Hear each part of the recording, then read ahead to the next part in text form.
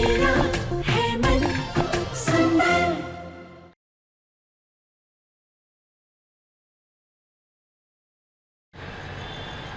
आपको मेरे आंसुओं की, मेरे जज्बातों की कोई फिक्र नहीं है। आपको उस बच्चे की फिक्र है, उसकी परवरिश की फिक्र है, यहाँ तक कि उसके उसके माँ तक का दर्द महसूस हो रहा है आपको। और मेरा क्या?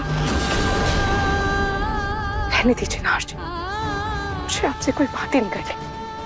लेकिन मुझे बात करनी है रूही। मुझे सारी चीजें क्लियर करनी है। क्या चल रहा है तुम्हारे दिमाग में? क्या सोच रही हो तुम? मुझे जानना है। उस बच्चे से क्या दिक्कत है तुम्हें? तुम इतनी खुदगर्ज कब से बन गई हो रूही? मुझे लगा था मैं तुम्हें ये सारा सच बता दूंगा तो तुम मेरा साथ दोगी, चीजें बेहतर होंगी, लेकिन बेहतर नहीं हो रही है, चीजें और बिगड़ती जा रही है रूही। इसलिए मुझे जानना है तुम्हारे दिलो दिमाग में क्या चल रहा है। क्या चल रहा है तुम्हारे दिमाग में? बताओ रूही।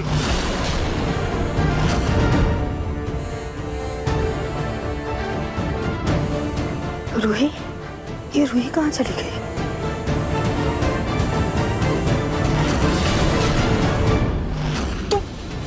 एक सेकेंड, तुम इतनी इनसिक्योर क्यों हो रही हो? क्या लगता है तुम्हें कि मैं तुमसे प्यार नहीं करता?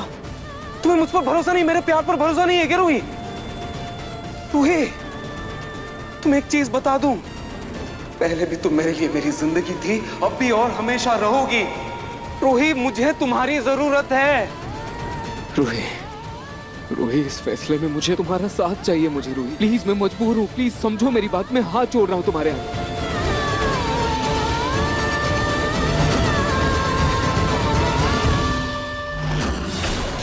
जी, मैं आपकी मजबूरी समझ सकती हूँ, पर मेरे लिए ये सब इतना आसान नहीं है।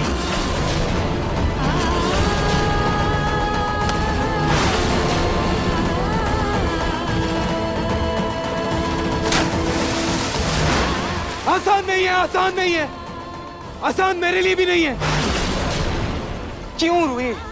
क्यों मेरे इस फैसले को इतना मुश्किल बना रही हो तुम? क्या चाहती हो तुम? मेरा परिवार टूट जाए? क्या चाहती हो अवनी?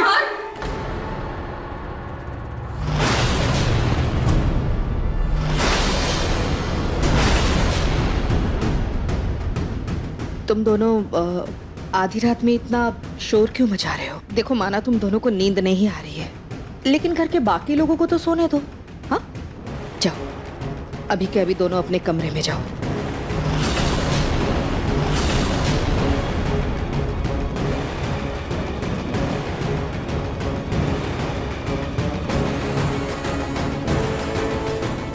सब ठीक हो जाएगा, चलो। नहार जी उस औरत को अपना परिवार भी मानने लगे, तभी तो परिवार टूटने की बात कर रहे हैं। दिन ब दिन ये सच छुपाना बहुत ही मुश्किल हो रहा है। मुझे जल्द ही कुछ करना होगा।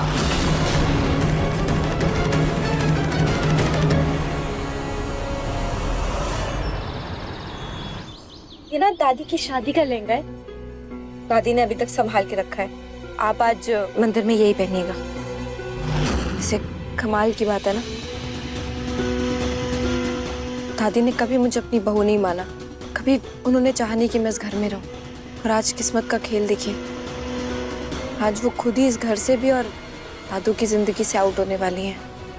माय डियर, समय कभी भी किसी का भी किसी भी वक्त पलट सकता है। समय ने अपना काम कर दिया, लेकिन तुमने मेरे बारे में सोचा, तुम मेरे काम आई, मैं हमेशा याद रखूंगी। और देख लेना, मैं भी तुम्हारे काम आऊंगी। तुम्हारे लिए भी मैं कुछ अच्छा ही करूंगी। हाँ?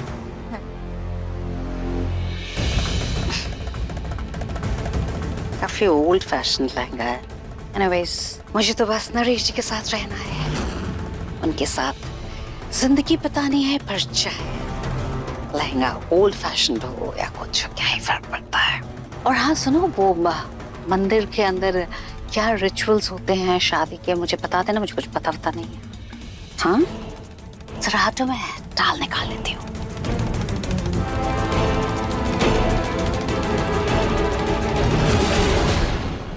दादू क्या लग रहे हो आप, एकदम दिलीप कुमार जैसा लग रहे हो आप। कुछ भी बोल रहे हैं। तो चलिए आप जल्दी चलते हैं मंदिर में। अरे सब आपका इंतजार कर रहे हैं, स्पेशली आपकी दुल्हन और दुल्हन की सहेलियां। मैंने पलक ने आपके दोस्तों को बुला रखा है, सब आपका इंतजार कर रहे हैं। चलो चलो जल्दी। हाँ रूही जी और दामाद जी आ रहे हैं ना मंदिर पे। लो जूही का फोन भी आ गया, आप खुद ही आप पूछ लो, बात करो ना। हाँ जूही बेटा। Happy anniversary Dadu. Thank you बेटा, थैंक यू बेटा।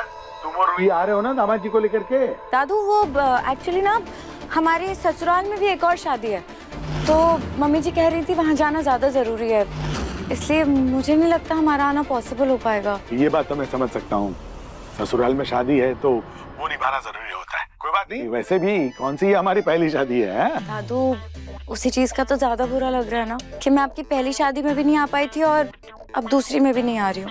हमारी पहली शादी में तो तू नहीं आएगी? अरे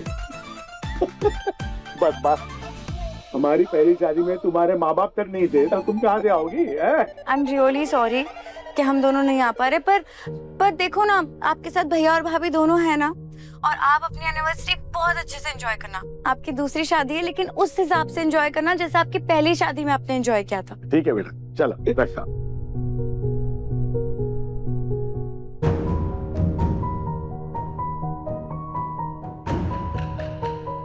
तुमने झूठ क्यों बोला दादू से? अब समर तुम तो जानते हो ना समर, रूही कितनी तकलीफ में है, और ऐसी हालत में हम दोनों कैसे जा सकते हैं शादी में। मैं ना जूही, मैं जानता हूँ अभी तुम क्या फील कर रहे हो, लेकिन तुम्हारे दादू दादी की जिंदगी में तुम तीनों भाई बहनों के अलावा और कौन है? और अगर ऐसे मौके पर तुम दोनों बहनों में से कोई भी नहीं रहेगा वहां पे, तो उन्हें बुरा लगेगा नहीं? हाँ समर, पर जूही, रूही भाभी अभी ऐसी किसी सिचुएशन में जिसका हम चाहकर भी कोई हल नहीं निकाल सकते, हम उनकी कोई मदद नहीं कर सकते, लेकिन हम शादी में तो जा सकते हैं ना? हाँ ट्रस्ट मी, हम दादू दादी की शादी में जाएंगे और उनसे मिलकर तुम्हें बहुत अच्छा लगेगा। स्माइल। ठीक है, अगर तुम बोल रहे हो तो मैं एक काम करती हूँ, मैं तैयार होके आती हूँ अब, और मैं ना रूही को भी बता दूंगी एक बार।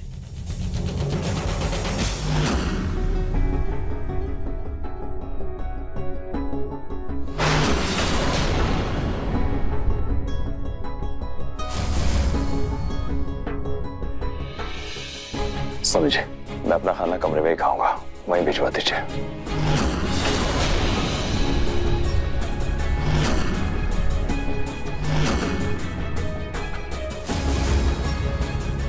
रतन जी,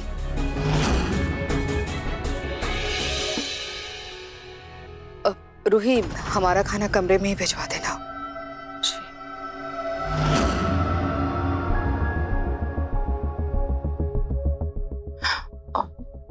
नाहर जी बैठिए, मैं आपके लिए खाना परोस देती हूँ।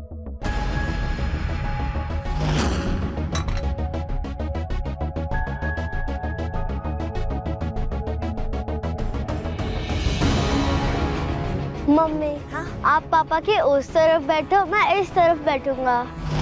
ठीक है, जाओ।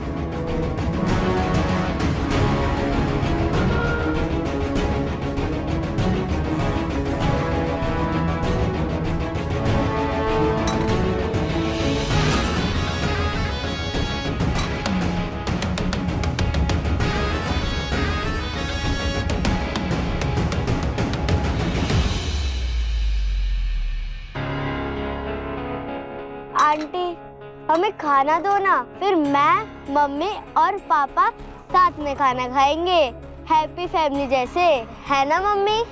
हाँ जी।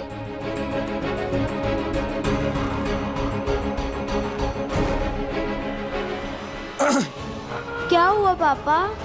अब बेटा, मुझे याद आया, मुझे कुछ काम है, बहुत जरूरी काम है। तुम मम्मी के साथ खाना खा लो। हाँ, मैं अभी है। नहीं पापा, प्लीज ना, हम हैप्पी फैमिली जैसे खाना खाएंगे ना। बेटा काम भी जरूरी है ना। हाँ, आप खाना खा लो, मैं अभी आया। अच्छा बेटा, आप रूम में चले जाओ, हम साथ में खाना खाएंगे, ठीक है? Okay mummy. जाओ।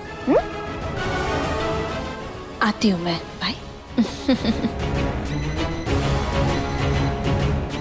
देखिए, हमारा जो भी रिश्ता नाहर जी के साथ है उसे बदल तो नहीं सकते हैं, लेकिन अगर इसे अपना लिया जाए तो भलाई इसी में है।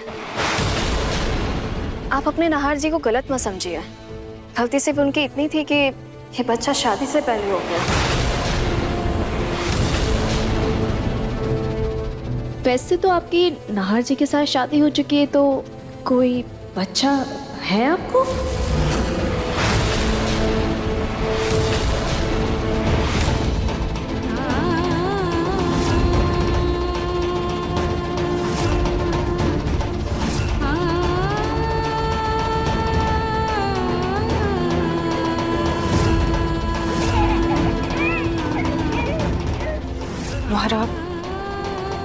हमारा एक बच्चा है। अच्छा, लेकिन मैं तो जब से यहाँ आई हूँ तो मुझे तो कोई बच्चा ही नहीं दिखाई दे रहा है। अगर आपको खाना लेना है तो आप प्लीज खुद ले लीजिएगा, मुझे दादी को खाना देने जाना है।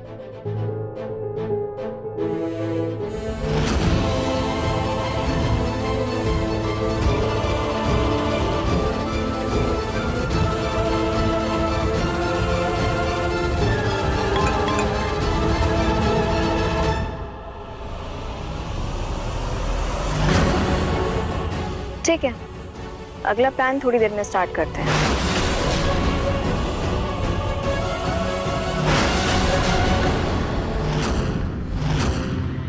दादी को तो खाना देती है और नाहर जी को भी दे देती हूँ। इसी बहाने कल जो बात अधूरी रह गई थी वो भी पूरी हो जाएगी। नाहर जी,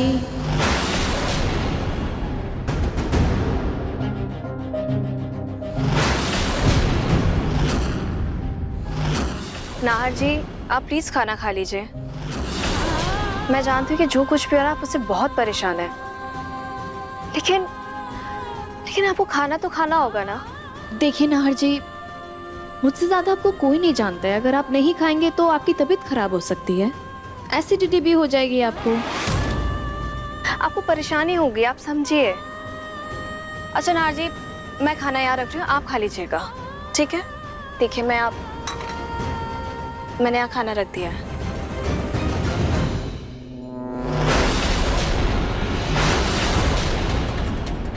रूही चली गई।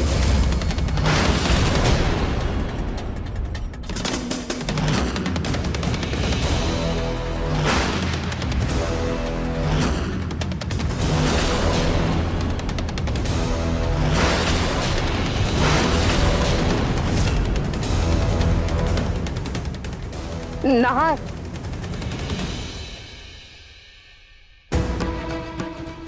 बेटा वो तुम्हारे पापा की ब्लड प्रेशर की दवाइयाँ खत्म हो गई। अब वो तुमसे नाराज है, इसलिए तुम्हें कुछ कहेंगे नहीं। प्लीज तुम जाकर ले आओ।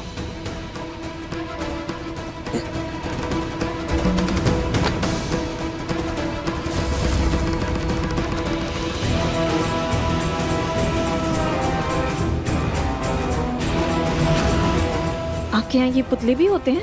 हाँ, हमारा कपड़ों का कारोबार है ना, जरूरत पड़ती रहती है। अब इसे जल्दी से नाहर के कपड़े पहनाओ। मैंने नाहर जैसे कपड़े मंगवाकर उधर रखे हैं। माफ करना रोही, लेकिन इस परिवार की भलाई तुम्हारे रिश्ते के टूट जाने में ही है।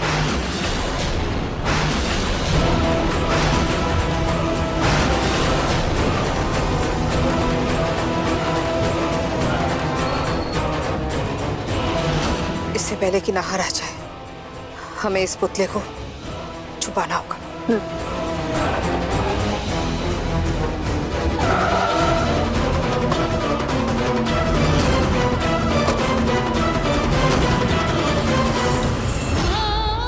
देखिए नाहर जी, मुझसे ज्यादा आपको कोई नहीं जानता है। अगर आप नहीं खाएंगे तो आपकी तबीयत खराब हो सकती है, एसिडिटी भी हो जाएगी आपको।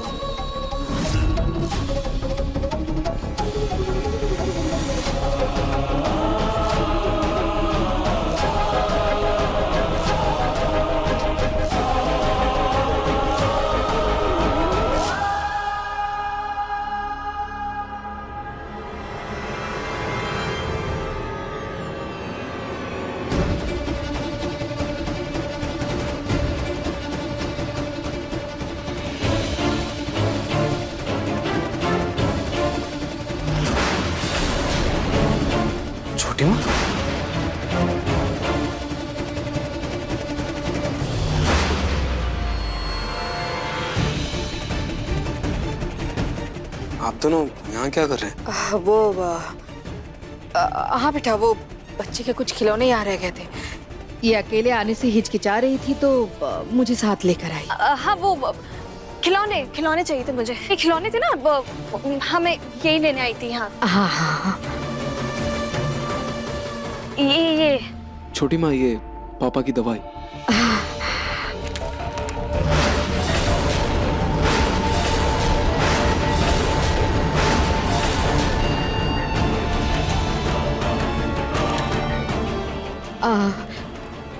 थैंक यू बेटा, थैंक यू। नाहर, मुझे ना एक बात कहनी थी। तुम्हारा बेटा जिद में भूखा बैठा है, कह रहा है खाना तो पापा के हाथ से ही खाऊंगा। बेचारा बच्चा भूखा रहेगा तो उसकी तबीयत बिगड़ जाएगी ना। जाओ उसे खाना खिला दो।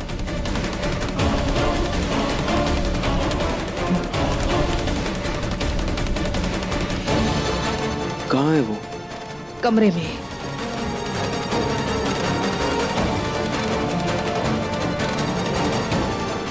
सुनो, जल्दी से इस पुतले को ठिकाने लगाना होगा।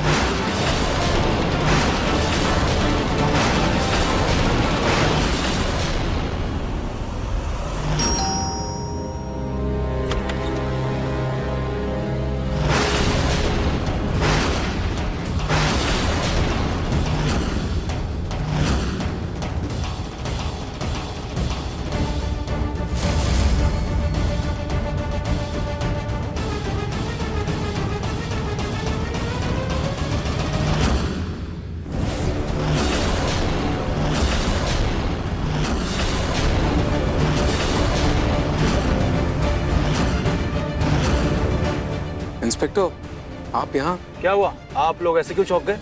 मैंने बोला था कि बच्चे का हालचाल जानने बीच बीच में आता रहूंगा। और देखिए, आज मेरे साथ कौन आया है? Child department official. बुलाए बच्चे को, हमें जानना है कि वो सुरक्षित और खुश तो है कि नहीं। क्या मतलब है आपका इंस्पेक्टर? क्या हम उस बच्चे को इस घर में टॉर्चर कर रहे हैं? अब एक सेकंड,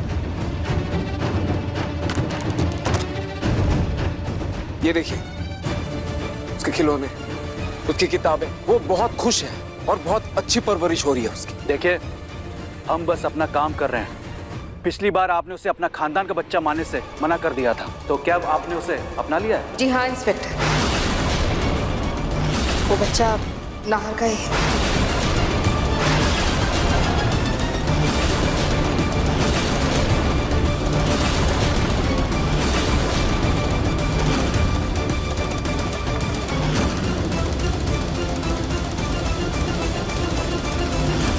देखिए, उस बच्चे की परवरिश बहुत अच्छे से हो रही है, आपको टेंशन लेने की जरूरत नहीं है, ठीक है? आप प्लीज जाइए यहाँ से। बच्चे की परवरिश अच्छे से हो रही है या नहीं, ये हम डिसाइड करेंगे, आप नहीं। वैसे भी आपकी फैमिली हिस्ट्री का रिकॉर्ड कुछ ज्यादा अच्छा नहीं है। आपकी हिम्मत कैसे हुई हमारे खानदान पर ऐसे लांछन लगाने की? हमने कहा ना आपसे, बच्चा यहाँ सही सलामत है, खुश है, सब ध्यान रख रहे हैं उसका। और क्या चाहिए आपको? सिर्फ इस बात की पुष्टि कि इस घर के बेटे रूहान के साथ जो हुआ था वो इस बच्चे के साथ नहीं होगा।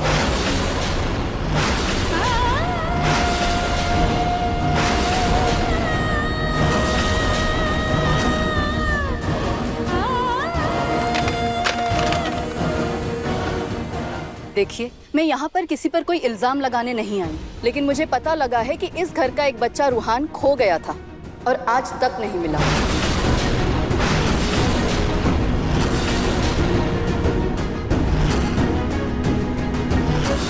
रूहान, आपने किसी डेढ़ के बच्चे को देखा है क्या?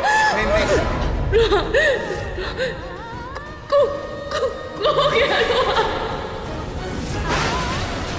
हम सिर्फ इस बच्चे के लिए सुरक्षित माहौल की जांच करने आए हैं। वैसे बच्चे का नाम क्या है? उस बच्चे का नाम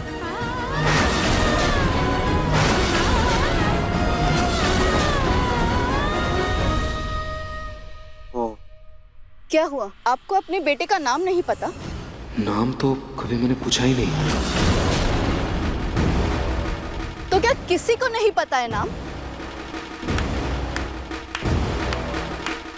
कमाल है, अभी तक आप लोग बच्चे की अच्छी परवरिश की बातें कर रहे थे, लेकिन आप लोग को बच्चे का नाम तक नहीं पता।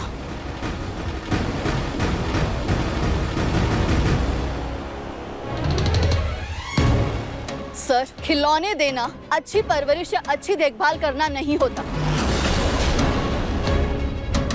मैम, बच्चे का नाम बिट्टू है।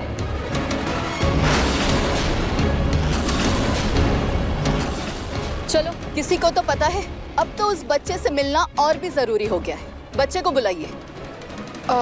लीजिए, आ गया बच्चा।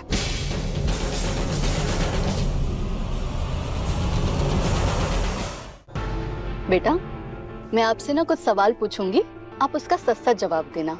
तो बताओ, आप यहाँ खुश हो? हाँ, मैं बहुत खुश हूँ। आपको यहाँ घर पे सब प्यार तो करते हैं ना? हाँ, सब लोग मुझे बहुत प्यार करते हैं, लेकिन मेरे पापा मुझसे बहुत बहुत बहुत बहुत बहुत प्यार करते हैं। बच्चे ने पापा का नाम तो लिया, लेकिन माँ का नहीं। मिस्टर नाहर, अपनी वाइफ को बुलाइए, बच्चे के रिगार्डिंग बात करनी है।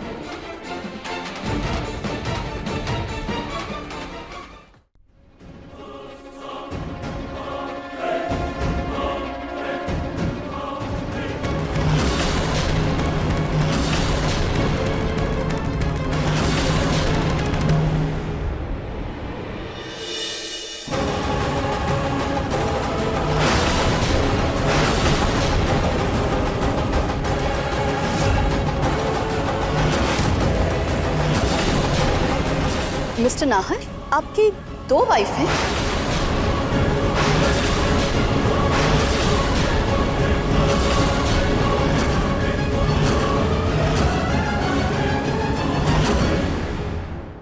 साफ साफ बोलिए, आप कहना क्या चाहती हैं? या तो आप और आपकी वाइफ इस बच्चे को लीगली अडॉप्ट कर ले, या फिर क्या? या फिर मिस्टर नाहर, आपको अपनी वाइफ को तलाक देकर इस बच्चे की माँ से शादी करनी होगी।